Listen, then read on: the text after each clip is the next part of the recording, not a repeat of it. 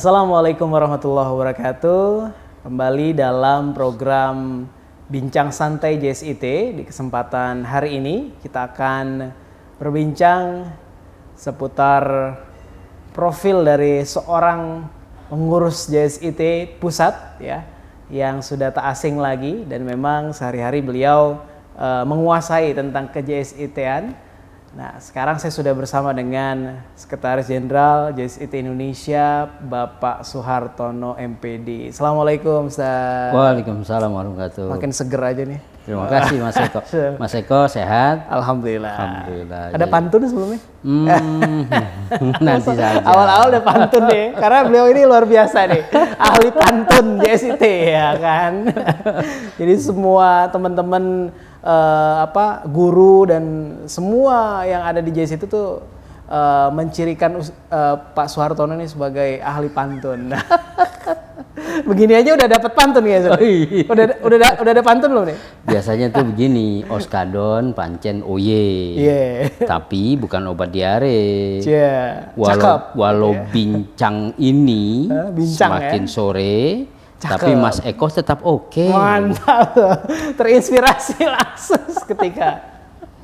Baik, Ustaz Suhartono sehat ya, Ustaz? Alhamdulillah sehat. Alhamdulillah. Kita akan bincang-bincang seputar bagaimana sih perjalanan hidup ya, walaupun ini temanya agak berat, cuman kita bawainnya santai aja, Ustaz ya. Siap. Kalau ada kopi lebih bagus nih kayaknya, Ustaz. Iya.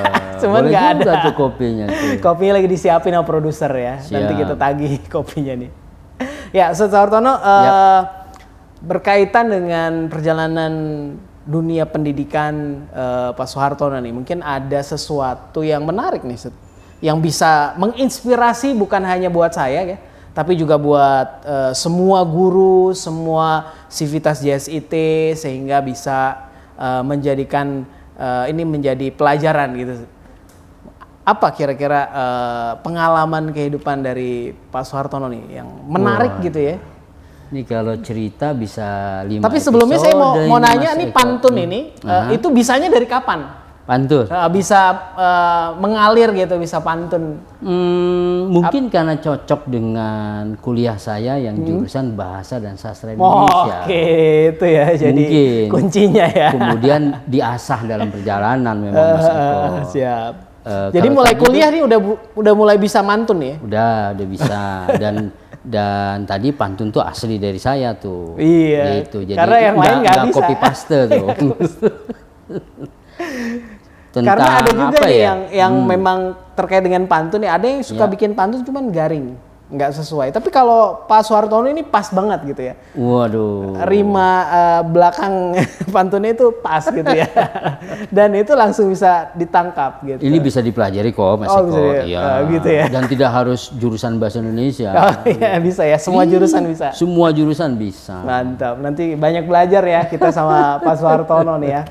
Nah, kembali ke pertanyaan tadi Pak Suhartono terkait dengan mungkin ada yang menarik dari sisi perjalanan kehidupan, terutama dalam dunia pendidikan. Ya, jadi ini pertanyaan keren ini. Saya memang sejak awal kepengen jadi guru. Oke, emang sudah punya cita-cita ya sejak jadi kecil. Guru ya? Jadi, apa yang menarik dari guru itu, yang sehingga menginspirasi mulainya gitu ya? Di SD sebetulnya. Oh, dari SD. Kelas berapa tuh, Pak? SD-nya kelas 5. Luar biasa. Kelas 5 udah punya. Kayaknya jadi guru tuh enak gitu. Apalagi kalau bisa ngajak muridnya olahraga main bola.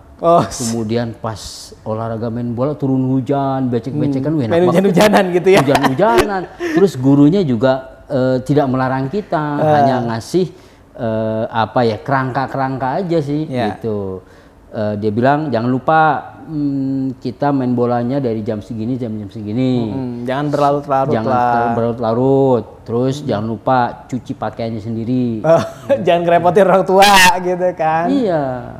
Terus kalau ada geledek biasanya gimana? Nah, kalau ada geledek segera selesai kembali ke sekolah. Gitu. Tapi menarik ya, waktu itu udah punya udah punya pikiran bahwa saya mau jadi guru, apalagi tadi ya guru olahraga ya pertama kali ya yang mau yang menginspirasi Pak Suhartono ya untuk jadi guru tadi ya. Betul. Dan guru olahraga itu mungkin sekarang sudah pensiun. Oh, oke. Sekarang sudah pensiun ya. Jadi salah satu mata pelajaran yang paling saya Disukai senang itu ya olahraga. Kalau matematika gimana? Lewat. Tapi emang tadi kan dibilang bahwa kuliah ngambil bahasa. Apakah dulu juga suka bahasa tuh pas SD? Ketika SMA saya, Mas Eko, saya lihatnya guru bahasa Indonesia bagus banget. Dia pembina OSIS. Oke. Oh, berwibawa begitu. Terus ngalir gitu. Ya. Walaupun ketika Dekat juga saya dengan siswa ya, dekat ya. dekat dengan siswa karena dia pembina OSIS. Oke, ya betul. Nah, dari situ saya kemudian kelas 3 milih tuh UMPTN. Oke. Satu Ambil jurusan bahasa ambil juga jurusan ya? Bahasa. Bahasa, oke. Kemudian satu lagi apa ya? Saya kan pilih IPC. Berarti harus ada yang mewakili sains. Nah, Oke. saya ambil satu tuh matematik. Matematik. Iya, Jadi berani pelajaran aja tuh. yang dulu nggak begitu suka jadi mau nggak mau ya? Pilihan ketiga Mas Eko, pilihan ketiga. Pilihan pertama dapat IKIP Jakarta. IKIP. Pilihan Bahasa. kedua bahasa. Pilihan kedua berarti nggak perlu kan karena pilihan pertama sudah dapat. Sudah dapat. Itu. Dan alhamdulillah saya jadi lulusan terbaik tuh Waduh, luar biasa. di jurusan dan lulusan terbaik nomor 2 di Cum laude fakultas. ya, Pak ya? Begitu deh. Luar biasa. Ya, cum laude tapi enggak 4 lah. Ya, mendekati lah. 3,8 lah. Mendekati 3,8. ya. Mendekati. Nah, jadi kenapa ya saya kepengen jadi guru? Karena selain itu tadi, saya kepengen menjadi guru yang mengajarkan dengan benar. Oke. Jadi bukan guru kebetulan. Bukan ujuk-ujuk jadi guru gitu ya. Tapi guru kebenaran. Oke, ini yang menarik deh, guru mengajar dengan kebenaran benar gitu. So kalau jadi guru kebetulan kan berarti dia sesungguhnya nggak sengaja gitu ya? Nggak sengaja. Udah kayak lagu aja, tak sengaja. Lewat depan rumahku gitu. Jadi guru. Saya sebetulnya udah pernah ditawarkan sama almarhum bapak saya, Mas Eko. Jadi? PNS, guru ya? Bukan. Oh bukan, di kementerian gitu ya? Di sebuah badan yang dekat dengan TWK gitu, TWK. Oh iya, badan yang gitu. Tapi saya bilang waktu itu, Pak, terima kasih tawarannya. Buat Mas Diman aja deh, kakak kandung saya. Oke. Kenapa kamu Ton nggak mau jadi PNS? Ya. Kan saya baca Pak, kalau jadi PNS harus ada suap Pak. Saya nggak mau tuh Pak. Kalau memulai sesuatu dari ada unsur suap menyuap gitu. Kalau suap makanan nggak apa-apa ya? Suap makanan boleh. Begitu. Tapi waktu itu kepikiran nggak sih kalau misalnya jadi guru itu kan dari sisi ibaratnya kesejahteraan mungkin nggak terlalu ya kayak jadi PNS gitu. Kepikiran nggak itu waktu itu?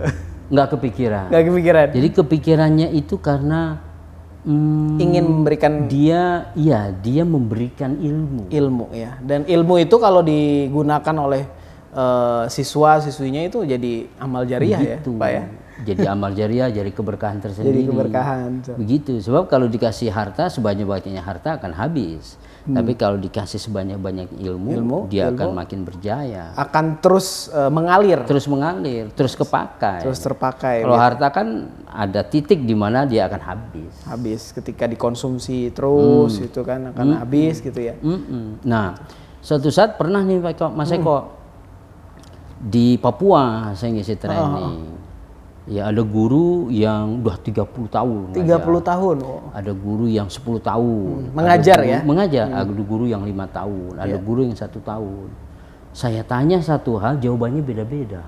Tanya tentang apa tuh? Nah, Pak, gini saya tanya, Bapak Ibu, mau Bapak Ibu punya pengalaman mengajar baru 1 tahun, baru 5 tahun, baru 10 tahun, baru 30 tahun, barulah katakan 30 tahun, itu tugas utama guru sama. Ya. Sampai saya mengeluarkan door prize. Bagi Bapak Ibu yang tahu apa saja tugas guru, silahkan. Langsung ngacung ya? Langsung ngacung, jawabannya beda-beda. Iya. Saya kasih clue. Ada tugas utama guru itu dikenal dengan 7M. Terus saya bilang, saya doain Bapak Ibu semuanya punya harta kekayaan 7 miliar. Amin, amin. Ramai kalau Papua Mas Eko, iya, ya kan? Betul. Coba siapa yang bisa menebak 7M itu apa saja? Saya kasih 100.000. Ada saat itu? Yang Ada. bisa maksudnya? Ada yang bisa. Setelah beberapa kali dijawab tidak benar, ada memotivasi, kemudian mengawasi, salah, Ya. mendidik, benar. Yang enak tuh yang terakhir, kenapa? Karena yang terakhir melengkapi saja. Oh, melengkapi ya. Karena yang awalnya sudah dapat 5M, ayo melengkapi 2 lagi yang belum. Apa gitu. Jadi berapa lama pun ya guru itu mengajar, it's okay. Yang penting dia ngerti tugas utamanya. Nah, tugas utamanya itu bukan kata saya loh, Mas Eko. Kata siapa tuh? Itu kata undang-undang. Kata undang-undang. Kirain kata Google. Oh, bukan. Kata undang-undang, Mas Eko. Siap. Jadi pasal 1 di undang-undang guru dan dosen. Jadi tugas utama guru itu saya sih menyebutnya 7M ya. Mendidik, mengajar, membimbing, mengarahkan, melatih, menilai, dan mengevaluasi. Jadi kalau Mas Eko jalan nih sebagai murid saya nih, saya sebagai guru, apa tugas utama saya terhadap Mas Eko nih sebagai murid gitu? Apa mau cari jodohnya? Kan enggak. Kalau udah punya jodoh, masa dicariin jodoh? Oh iya, karena jodoh pasti bertemu, Mas Eko. Oh iya, kayak lagu lagi. Jodoh pasti bertemu. Kita bahas lagu juga deh.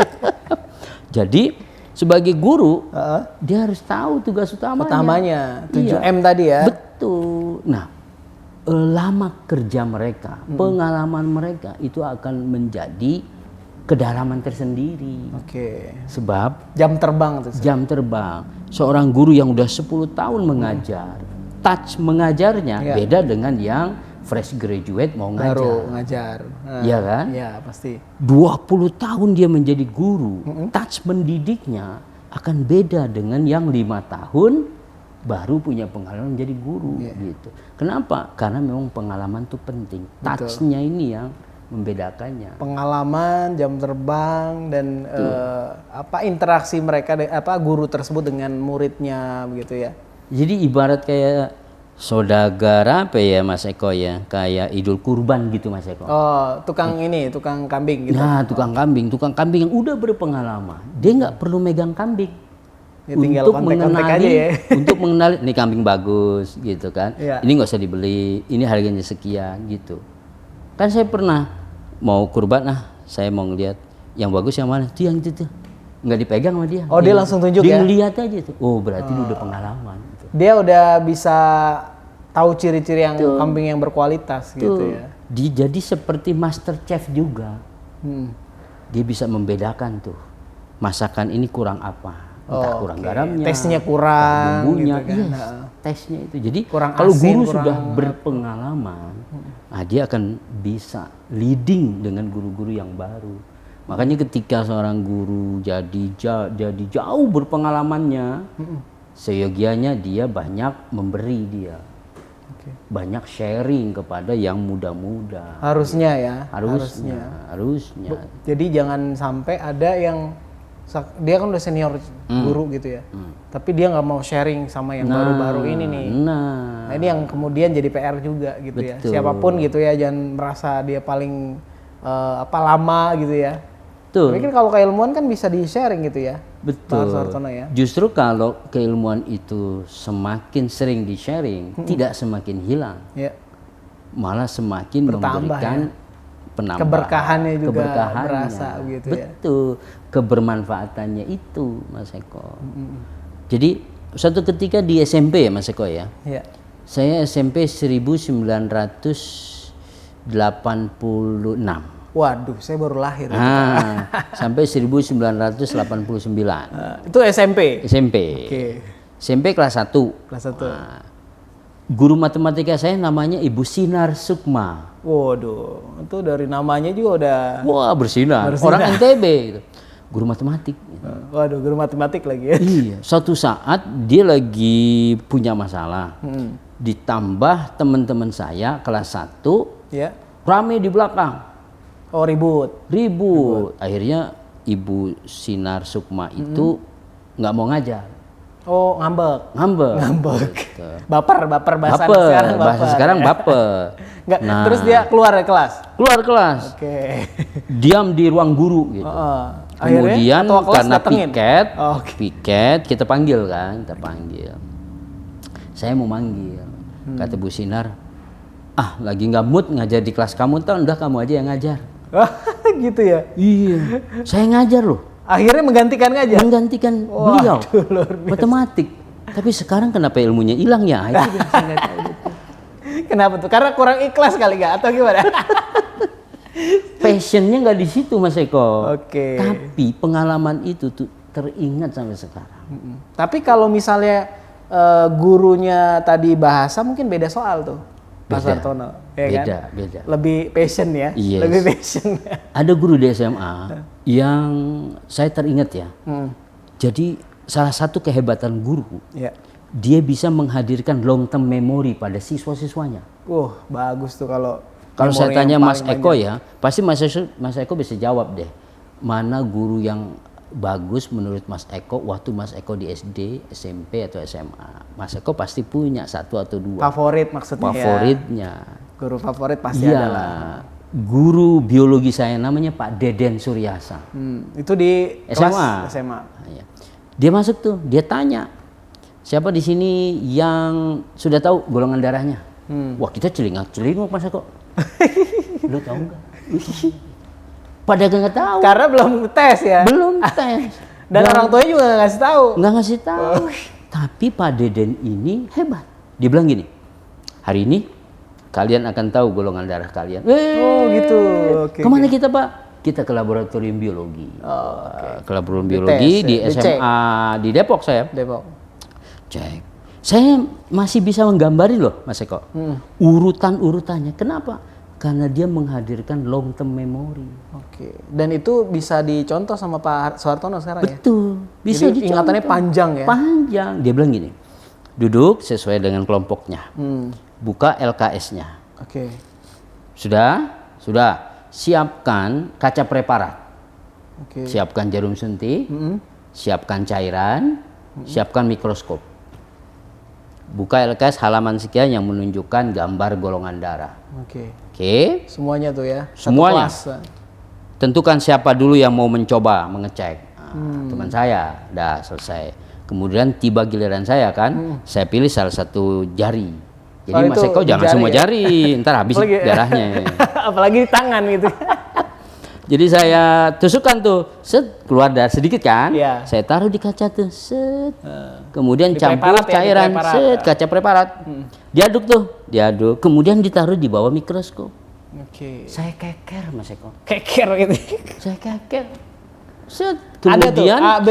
Atau... kata Pak Deden gini, kalau campurannya di dalam kaca mikroskop itu sesuai gambar A, berarti golongan darah kalian A. Oh, ada Kalau patokannya sesuai ya. gambar B, golongan darah kalian B. Dia bilang, kalau sesuai gambar C, golongan darahnya apa? C, kagak ada. AB. Golongan darahnya AB. Kalau Emang golongan ada golongan darahnya darah C? adalah O, berarti sesuai dengan gambar di D. D, iya. Giliran saya Mas Eko, set. Nggak ada Saya semuanya. keker, saya cocokin, ada alhamdulillah. Oh, ada. Gambar A, berarti golongan darah A. saya A. Siap. Nah, lulus dari SMA, udah buat KTP, langsung golongan darah saya A. Itu semua kelas langsung Ketemu, dapat ya? ketemu. Golongan darah. Dan hebatnya, 10 tahun setelah peristiwa itu, Masih saya bilang nih, Pak Deden bener apa enggak ya? Bohong apa enggak ya guru biologinya? Saya baru cek ke laboratorium. Golongan darah saya dong dicek. Oke. Dia bilang, udah Pak, ini Pak hasilnya golongan darah saya A. Sama. Saya angkat jempol ke Pak Deden. Oke. Hebat ini Pak Deden. Kenapa? Long term memory. Oke. Gitu. Jadi salah satu cirinya adalah Pak Deden melibatkan semua siswa untuk melakukannya. Dan itu experience masing-masing siswa ya. Experience, betul. Pengalaman Begitu. mereka Makanya gitu ya. saya itulah beberapa yang mendorong enak jadi guru nih. Gitu. Nah, tadi menarik tuh ya, guru kebenaran dan guru kebetulan Iya. gitu ya. Sekarang ini kan apapun ibaratnya lulusan kuliahnya itu kebanyakan jadi guru. Nah, itu apakah termasuk guru kebetulan apa guru kebenaran tuh? Sebaiknya sih kalau dia belum termotivasi menjadi guru, lalu kemudian daftar jadi guru kebetulan, segera taubat Mas Eko. Dengan istighfar. Dengan istighfar. Karena kalau kita lihat Nabi Muhammad juga kan sesungguhnya dia guru. Guru, betul. Mas Eko pernah dengar nggak? Satu-satu Nabi kita nih ngomong. Ya. Ini buistu makarimal akhlak. Udah paham deh Mas Eko ya. Tapi ada lagi, beliau ngomong ini buistu mualliman muyassiran. Jadi aku ini diutus untuk menjadi guru yang memudahkan. Gitu Mas Eko. Jadi ini kata kunci nih. Jadi guru hendaklah memudahkan. Jadi kalau misalnya nilai ada yang kurang-kurang ya mudahkan lah gitu. Nah itu nanti dilihat itu. Kira-kira katrolnya seperti apa nanti dilihat. Itu. Artinya ini memudahkan maksudnya terkait dengan penugasan atau gimana? Nah gini. Sekarang ini begitu anak melihat dan mendengar ya. Matematika kira-kira yang di telinga anak-anak. Wah bawaannya udah rumit lah. Susah. Bete, serba angka. Nah kalau maunya dia gitu bawaannya mau muntah, enek gitu kan, mager gitu kan. Nah kalau dia ingat pesan Rasul, aku ini diutus menjadi guru yang memudahkan. So dia akan menjadikan matematika itu fun and easy. Ya intinya kan semuanya ada di benak kita ya. Kalau kita bawaannya mudah, insya Allah mudah gitu akan ya. Jadi mudah, begitu. Nah jadi materi yang susah di tangan guru dia bisa jadi mudah. Materi yang jauh di tangan guru yang memudahkan ini jadi semakin dekat. Coba bayangin, kalau kita mau membandingkan model teori atom Rutherford dengan teori atom Dalton. Dengan teori atom yang modern kekinian, gimana kita bisa belajarnya Mas Eko? Ya kan? Kalau kacang atom kita bisa belajar. Itu dimakan jadi belajarin. Tapi teori atom nggak kelihatan tuh gimana? Itu harus alatnya juga harus yang luar biasa itu. Maka guru yang memudahkan itu dia bisa menghadirkan pembelajaran yang abstrak jadi konkret. Pembelajaran yang nggak terjangkau jadi bisa. Yang sulit jadi mudah. Yang sulit jadi mudah. Yang nggak kejangkau jadi bisa kejangkau. Jadi bisa kejangkau. Begitu. Saya jadi ingat Mas Eko. Kayak pasti tahulah Mas Eko siapa orang pertama yang menginjakkan bulan. Neil Armstrong. Tahu nggak Mas Eko? Di biografinya tuh, waktu kecil dia mau tidur. Kebetulan bulan purnama. Ini kalau di Islam kira-kira bulan tanggal berapa tuh Hijriah? 13, 14, 15 kan? Kalau kita puasa lah ya, ayam mulbit. Nah, ini Neil Armstrong ngelihat bulan. Dia di kamarnya, dia duduk di jendela. Ini kayak kisah Nabi Ibrahim bukan? Bukan. Oh bukan ya? Neil ngomong ke mamanya, "Ma, ada bulan. Bisa nggak Neil ke bulan, Ma?" Bayangin, di buku biografinya itu mamanya lagi goreng. Cuma nggak disebutin, abang goreng tempe, abang goreng tahu, goreng kerupuk. Karena nggak sedetail itu ya? Nggak sedetail itu. Yang menarik kira-kira, kalau Mas Eko sebagai mamanya Neil Armstrong, ya kan? Apa jawabannya terhadap pertanyaan Neil? Mendukung, mensupport. Mungkin nggak ada orang tua yang bilang, kamu Neil macem-macem aja nanyanya bulan. Ada juga begitu. Mungkin aja. Mau pakai apaan gitu? Ya, mobilnya kagak punya. Kita aja ke California belum, New York belum, ini mau ke bulan. Tapi, ngimpi gitu kan. Tapi mamanya bilang, Neil, kamu bisa ke bulan kalau kamu belajar sungguh-sungguh. Nah, di SD-nya dia ada mata pelajaran sains. Gurunya hebat. Jadi sebelum pelajaran dimulai, dia tayangin tuh. Mungkin kalau bahasa kita share screen kali ya. Jadi tayangin alam semesta. Neil bilang, saya itu bulan, saya mau ke sana. Bayangin. Terus gurunya bilang apa tuh? Kamu bisa ke sana, Neil. Oh, tambah motivasi lagi. Tambah motivasi. Dan itulah Neil Armstrong menyampaikannya dalam buku biografinya. Jadi memang semua karir, semua mata pencaharian, semua lapangan pekerjaan, itu kan awal mulanya adalah sentuhan guru. Iya, betul kan? Interaksi guru dengan muridnya. Yang membuka cakrawala wawasan murid dan memberikan motivasi begitu ya Pak ya? Betul, begitu. Nah, kalau Pak Soehartono ini yang menjadi motivasi? Kira-kira ibu, bapak atau siapa? Untuk kemudian merealisasikan menjadi seorang guru ini. Bukan ibu, bukan bapak. Oh gitu. Terus dari siapa? Apa Paman. keluarga? Oh paman. Oke. Paman. Paman guru juga? Guru SD. Oh, guru SD. Di oke. DKI Jakarta. Jadi dia beliau yang menginspirasi ya. Iya. Saya pengen jadi paman nih, jadi guru gitu ya. Saya lihat paman saya panggil Om. Om, oke. Om saya betah amat jadi guru. PNS Guru SD bukan? lagi PNS. Beberapa tahun yang lalu masih ketemu. Dia pensiun. Sekarang ngapain Om? Ya ngajar lagi. Ngajar apa Om? Privat. Masih ngajar nih sampai sekarang? Sih. Tapi udah pensiun. Oh, udah pensiun. Dikaryakan kembali. Gitu. Saat itu momennya apa? Momentumnya ketika kemudian termotivasi dari seorang paman tadi, kemudian ingin merealisasikan, kemudian bapak atau ibu mensupport gitu. Banyak muridnya udah jadi orang. Paman ini? Luar biasa. Cerita ke Pak Soehartono gitu ya? Cerita ini udah jadi segini, ini udah jadi gini, ini udah jadi gini. Luar biasa ya. Dan itu kan sebetulnya kepuasan batin Mas Eko. Saya kan? puas nih murid saya udah jadi sukses begitu ya. Walaupun ada kalanya juga yang biasa-biasa saja. Tetapi bahwa dia sudah mendharma baktikan hidupnya menjadi guru. Kemudian murid-muridnya jadi orang. Iya kan? Bukan orang sembarangan kali ya. Iya, pastinya. Itu kan jadi satu kebanggaan Mas Eko. Walaupun beliaunya nggak bisa seperti itu. Gitu Iya. ya. Inilah Jadi yang kebanggaan saya tersendiri. lihat Mas Eko, karena saya kan di JSIT. Iya. Ini jadi relevan Mas Eko. Jadi nyambung gitu. Kan jaringan sekolah dia. Jaringan sekolah seluruh Indonesia. Seluruh begitu. Indonesia.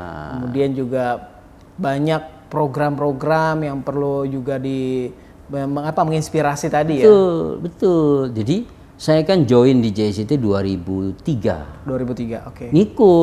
Awalnya Ngikut grand launching di Yogyakarta 30-31 Juli 2003. 3, oke. Saya waktu itu didaulat. Mewakili guru SD atau apa waktu itu, Pak? 2003 saya guru Nurul Fikri. Oh, guru NF ya. Guru NF kan 97. Ya, kemudian saya diminta ikut oleh Bapak Dr. Fahmi Alidrus, sekarang sudah doktor. Fahmi, ya. Ikut di sana, kemudian saya dipesankan cobalah bantu JSIT. Baiklah. Jadi saya menjadi ketua departemen supervisi.